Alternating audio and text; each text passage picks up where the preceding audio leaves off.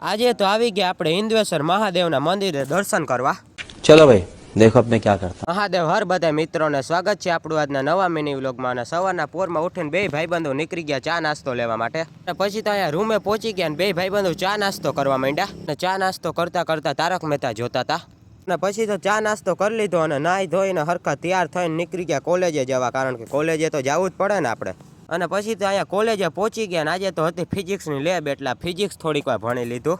અને પછી તો ફિઝિક્સની લેબ પૂરી થઈ એટલે નીકળી ગયા ડિપાર્ટમેન્ટ ઓફ મેકેનિકલ સાઈડ, અને ત્યાંથી અહીંયા આવી ગયા લોબી તરફ અને લેક્ચર ભરી લીધો અને નીકળી ગયા ગામમાં જવા, કારણ કે આજે તો આપણે ઘરે જવાનું હતું એટલે નીકળી ગયા બસ સ્ટેન્ડ તરફ।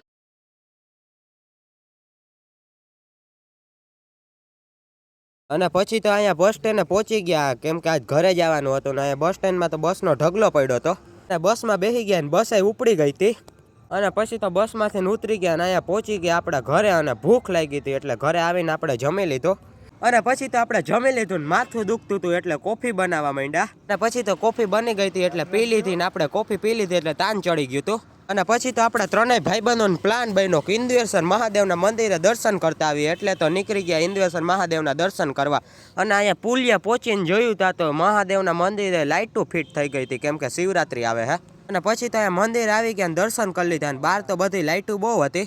અને પછી તો અહીંયા બહાર ઘાટ તરફ આવી ગયા અને અહીંથી વ્યૂ જોયો તા તો વ્યૂ એક નંબર હતો।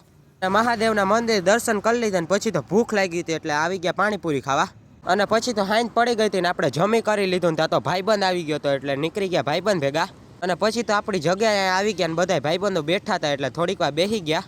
મળીએ આપણે નવા મિની વ્લોગમાં। વ્લોગ ગમે તો લાઈક કરવાનું ભૂલતા નહીં। મહાદેવ હર।